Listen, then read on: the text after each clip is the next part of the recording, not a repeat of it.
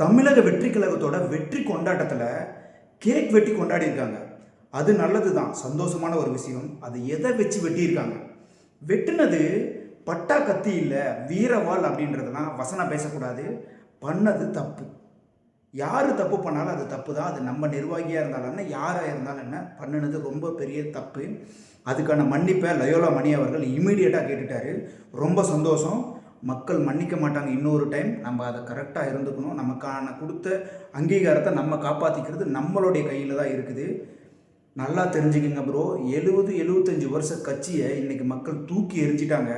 நம்ம தளபதி ஒருத்தருக்காக. நம்மளாம் 3 வருட கட்சி தான். அதனால் நம்ம மக்களுக்கு சேவை செய்ய வந்திருக்கோம். அந்த சேவையை சிறந்த சேவையாக செஞ்சுட்டு போகணும். நீங்கள் பண்ணுற ஒரு தப்பும், நீங்கள் நான் யார் பண்ணாலும் அது தளபதியை மட்டும்தான் கேட்கும். அதனால் கரெக்டாக நடந்துக்கிறது நம்மளோட கையில் இருக்குது. இது ஒரு டைம் மன்னிப்பாங்க, திரும்ப செய்யாதீங்க. அது நமக்கு நல்லது இல்லை.